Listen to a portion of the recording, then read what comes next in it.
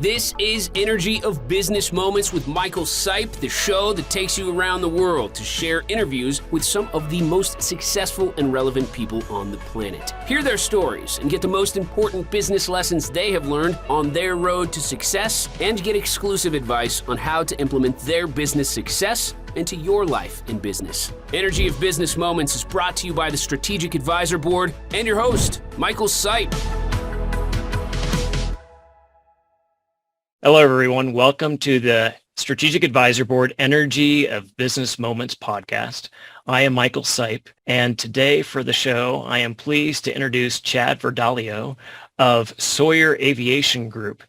Sawyer Aviation has over 60 years of experience and is leading in the industry of charter travel, aircraft management, sales and acquisitions, as well as flight education, and their cutting-edge innovations in emergency medical transport. Chad, welcome to the show. Great. Thank you, Michael. Honored to be here. Great. Chad, you've been in Sawyer Aviation for a little bit now. Would you tell us a little bit about the business and then how you got it and why you like doing it? Certainly. Say in aviation, the good days are great. But the bad days will turn your hair white.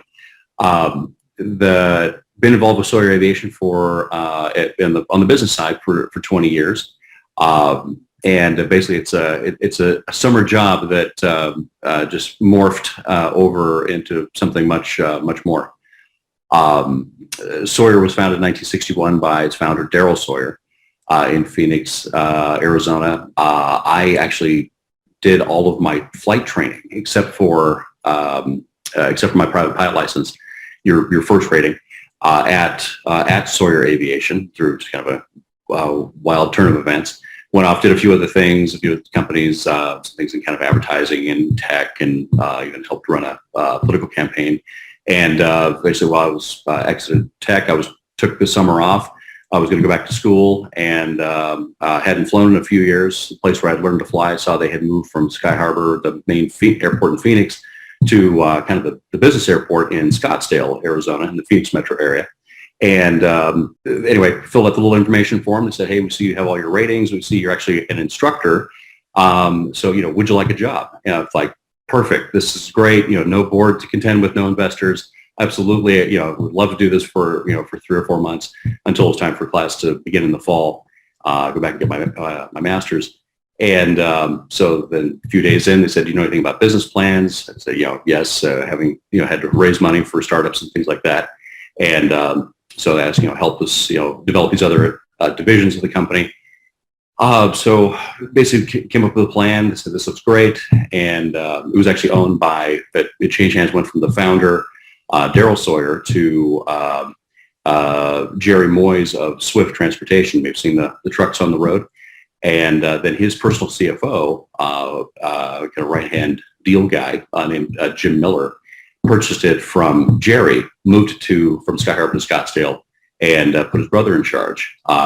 Anyway, so that's who I bought Sawyer Aviation from, but obviously knew the founder, Daryl Sawyer, from more of my time there as a student and customer. So anyway, but they saw the business plan that I wrote. They said, this looks fantastic. How would you like to buy the company?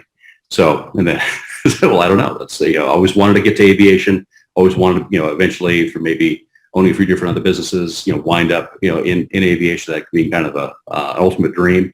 I didn't expect that turn of events. And so, 2002, bought it, and been here ever since. That's a great story. Not many pilots actually get the opportunity to become a business owner in the aviation arena. Quite often they go the airline route if they are military and they get out and they decide to continue flying. I did that myself for a bit. And then there are others that will go into the executive jet world and join a fractional company and fly that way, but they never tend to move up and take advantage of some of those talents that they have. So congratulations on moving into a company like that and then moving all the way to the top. How does that feel for you to be there? Like you said, the good days are great. The bad days, I'd say owning your entrepreneurship and owning your own business, is challenging for anyone, and we all have our highs and lows. It's just if you turn your phone off for an hour, you never quite know what's waiting for you, in a voicemail. Actually had a missed call from NORAD once, so funny story. But anyway, it all turned out fine. And no, so no missiles were launched. But anyway, they also do search and rescue. But everyone was fine. It was a glitch on another customer's aircraft. But no, it's aviation. Wonderful. What an adventure! I feel at least of my limited intellectual capacity. It uses every day uses all of it, and that's very rewarding. Good. Thank you for sharing that aspect of how you approach your business. And as you were alluding to earlier, we do have, as entrepreneurs, ups and downs in our business. And when you think about the longevity of Sawyer Aviation and the responsibility of getting people to places safely and all the other things that weigh on one from running the company perspective, sometimes those lows can be very overwhelming. Is there a sort of example or case where you've had something like that happen, and how did you deal with it? That's a great question. Certainly we're faced with that in varying degrees, at different times. I'd say probably the recession was the greatest the greatest triumph and challenge. Obviously, discretionary income pretty much evaporated overnight with that. The frivolity of someone pursuing their dream of learning to fly, or taking a extremely valuable and convenient means of transportation of to fly private. It's not all rock stars and pro athletes. It's people that fly for business that really their time is money, and these are aircraft are time machines. So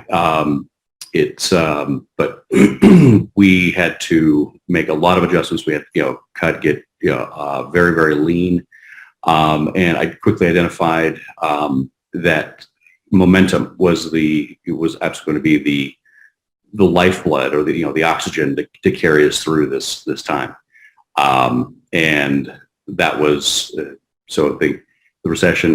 We saw kind of similar things occur again during COVID, where travel basically stopped. We were fortunate that, and also ahead of that, always interested in how our next piece of business, where it comes from. It's very hard to predict, but being diversified, having a few different revenue channels really helps. Whether it be we maybe have our flight academy would be very slow during a time, but then all of a sudden someone will want to buy an airplane, or they'll want to for aircraft brokers, or someone will take a very large charter trip kind of for an emergency or whatever.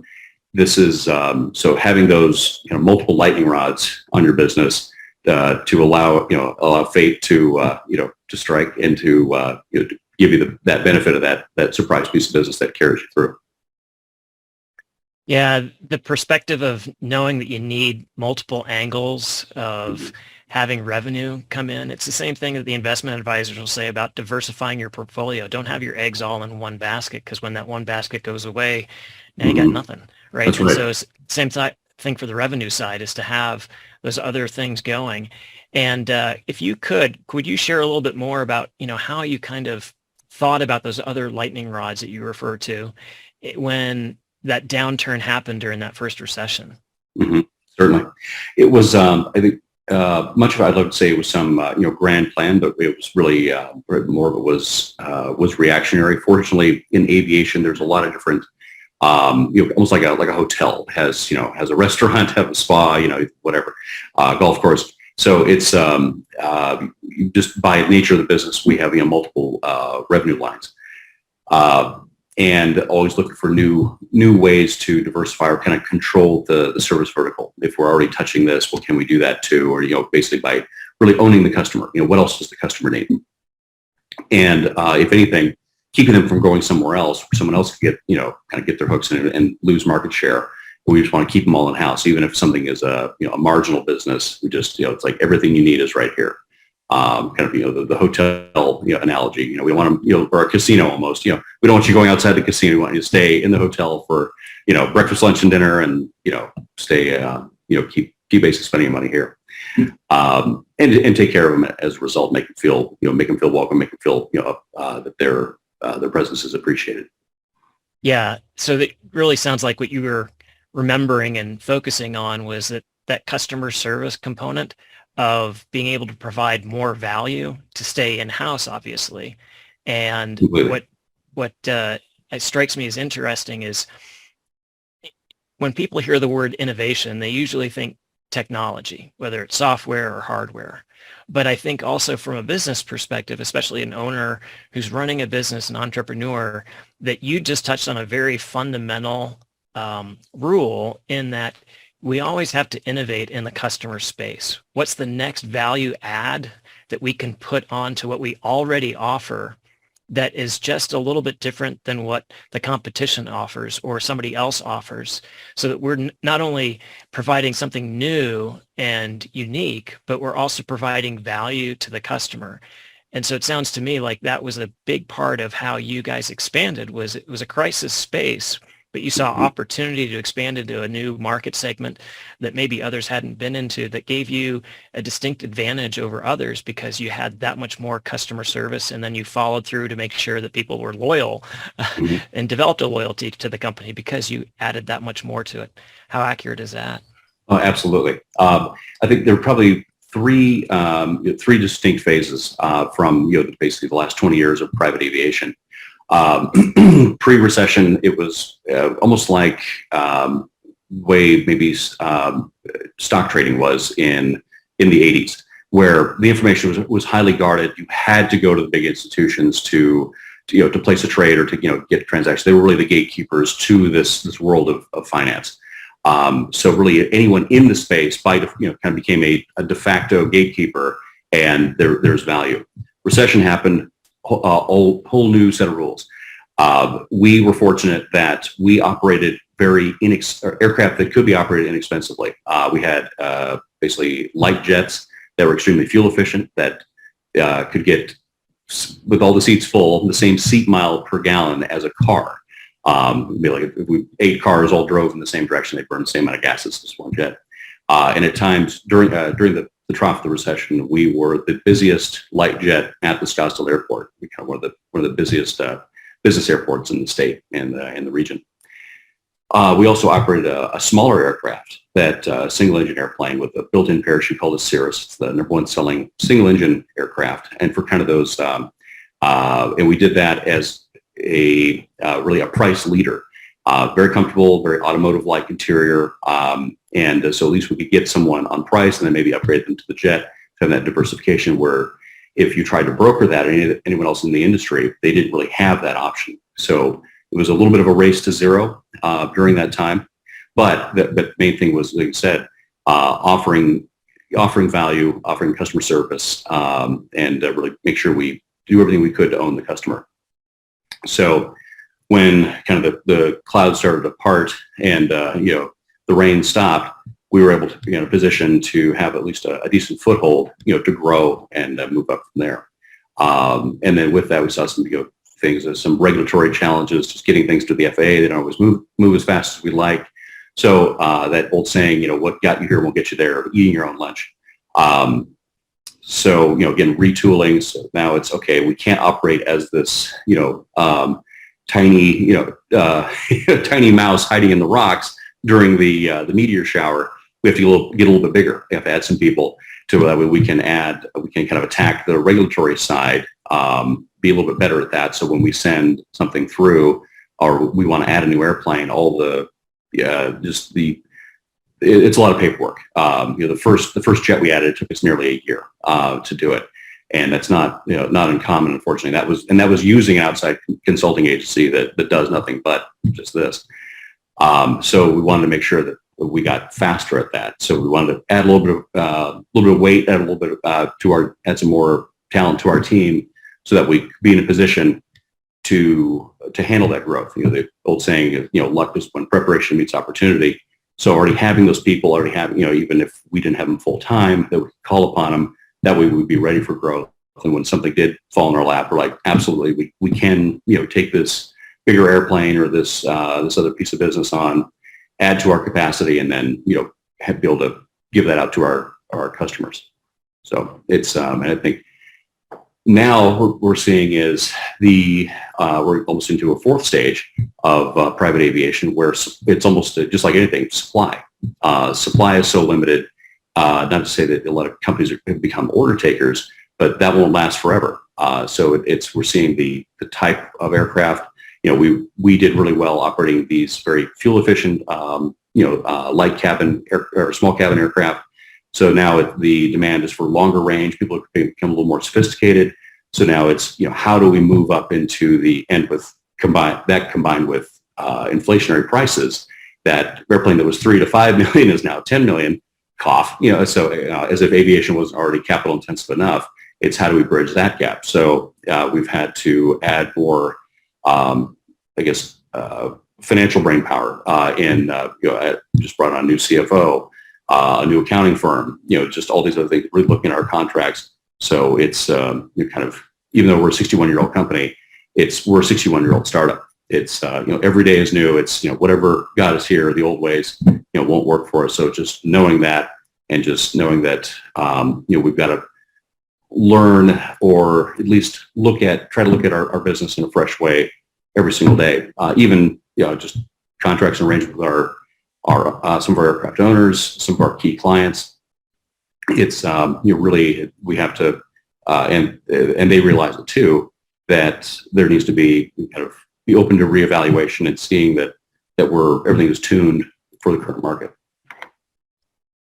Yeah, I appreciate you sharing the 4 phases there, and specifically how you talk about adaptability. Really, you mentioned feeling like a startup, and so that is the case, where you're always having to adapt to all of these changing things, and inflation is just one of the major influences that are going on right now.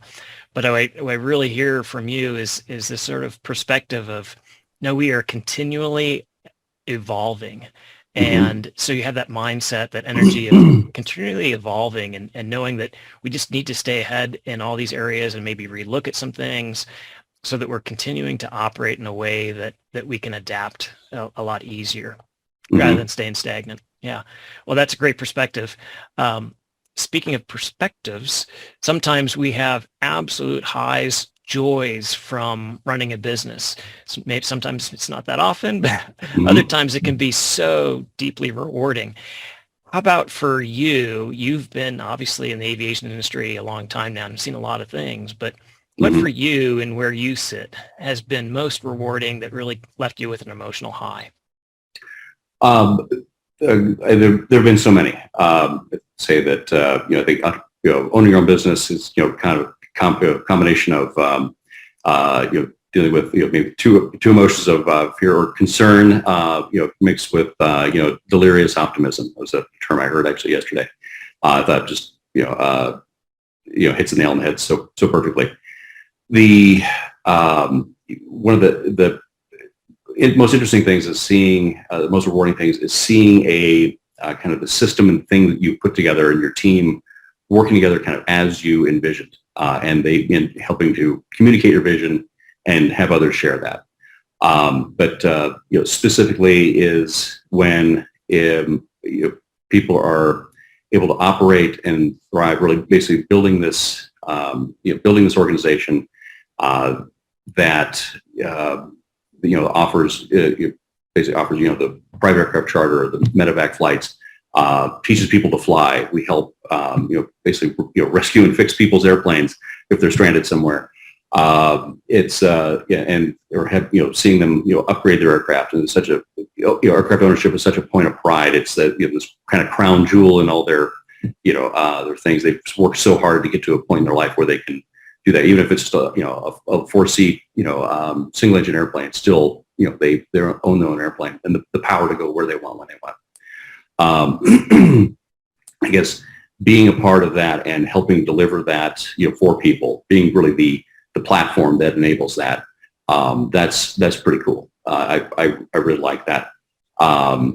Specific moments is teaching people to fly. When you see an entire family come out and watching someone solo for the first time, even though it's the smallest part of what we do, total revenue wise, but man, learning to fly really, it changes your life. It sounds hokey, but here, every rock song, every song talks about it felt like flying. Well, guess what we do all day long? We actually fly. The things we get to see, the views. I mean, the sunsets over the Rockies, through the clouds or whatever. It's being able to see probably a million more stars than anyone else does it. From 45,000 feet. It's just that's our office. What a cool job, and the people get to meet and places get to go. Sometimes it's the time of day isn't always the most ideal, but I'd be really early in the morning or really late at night. But what a neat thing, or to see, look up in the sky and realize that's one of our aircraft taking one of our customers somewhere. So it wouldn't be just one thing; it'd be so many things that collectively, and that's not even mentioning that our fleet of aircraft and our team help support several transplant surgeons and hospitals really around the country, with one of our largest strategic customers that be able to fly somewhere, help that team procure an organ that helps save and extend someone's life. That's I don't know, I wouldn't trade any of the loss of hair or gray hairs for the world for what we get to do every day. Yeah, that is wonderful, sharing sort of a broad picture of those emotional highs that you get from your business, whether it's helping save lives, literally, or Right. whether it's helping people learn to have that sense of freedom from learning to fly for the first time, or have that exquisite aircraft ownership. That all makes a lot of sense, that those are all great emotional highs. Sure. How often would you say you, during the rough times, reflect back on those good times to keep you going? I'd say we try to draw from as much as possible. Put yourself in your happy place. But with that, the responsibility that comes with being entrusted with taking an organ transplant team, or being the one that said you can get someone there for whatever, whether it's a 50th anniversary or to some major client meeting of some critical deal that they're taking their entire team out to accomplish. So a miss on our end is magnified dramatically. So I guess we definitely have to take that very seriously and make sure that all of our I's are dotted and T's are crossed so that it's seamless for our customers. It's our job to handle it. During the low times, I think it's not so much a matter of kind of remembering how good it can be, but more remembering to get back to the fundamentals quick, and doing whatever it takes. And also the biggest waste of time, really, momentum is our lifeblood. That just keep the planes moving. Whether it's we need a part, whatever, get it here as fast as possible. Even if it's $700 to have some light bulb overnight to put on the next next airline flight out. But maintain the momentum. But the probably next most important thing is I love that book, Extreme Ownership. It's is there something anywhere along the chain of the line of what's happened that you could have done differently? Blaming others for that. It's just looking for hey, how can I do better? Is there something else I could have done? Looking inward is and rolling up your sleeves and making it happen. That's probably the quickest way to maintain that momentum and move forward and find a solution. Adapt, retool, retrench, as you were just saying, and you're really just whatever needs to be done, get it done. Great. Appreciate that perspective and how you think there on that. So I love this part of the episode where we can talk about somebody that if you could meet and talk with them, deceased or living, who would that be and why for you, Chad? Let's see. I think probably could learn something from anyone, but I like anyone that our business is so multifaceted, and it's the name Sawyer. Fortunately, thanks to the founder and a lot of our kind of hard work trying to carry the name and the brand in his footsteps. But I would say the probably most inspiring, maybe it sounds a bit cliche, but I think, Elon Musk just, running multiple business units, and they're very prominent, seem to, successfully, very much a long-term vision. I mean, from terraforming Mars to electric cars and solar panels, just solving a lot of very large problems with some very bold thinking, and not I guess somewhat unconventional thinking, or looking to achieve solutions in unconventional ways. I think is something we all of us could use that type of inspiration. Yeah, great example, and having that ability to look at something and solve it unconventionally, but solve it in a big way. That would be great to have that kind of insight for sure. Good. Well, Chad, it's been an absolute pleasure having you on the show. For our listeners and viewers if they really would love to jump in a plane and go flying with you tomorrow, how could they do that? Or how else can they get a hold of you? Certainly. I guess 877-FLY-SAWYER. Also, SawyerAviation.com is our charter side. You can actually search for empty legs, to a nationwide search, so not just people in the Scottsdale or our office in Van Nuys, California, but really anywhere in the country. We'd be happy to help arrange their travel on our network of aircraft. So you need to go from Miami to Montauk, or from Dallas to Denver. We absolutely can. Would love to help them out. Find an aircraft for their upcoming trip. Also, the SawyerFlightAcademy.com. For learning to fly, SawyerMX.com for anyone that basically needs their aircraft repaired or upgraded, interior redone. We'd be happy to talk to them. Fantastic. I love the diversity and all that you do. That's great. Wonderful. Wonderful. Yeah. Well, again, Chad, thank you for being on the show. Greatly appreciate it, and sharing a little bit about you and your journey and how you act as a business owner and CEO. Thank you. Great. Thank you, Mike. Hey, listeners and viewers. If you enjoyed this discussion and want more, you can learn how to raise the energy of your business at the SAB website, or my own website, SIPEcoaching.com, where you can find specialized programs and offers to help you grow yourself and your business. Have a great day. Thanks for listening to Energy of Business Moments with your host, Michael Sipe. Please leave your feedback and visit strategicadvisorboard.com to get the latest and greatest business advisement on the planet. Follow us on social media for updates, and we will see you on the next episode.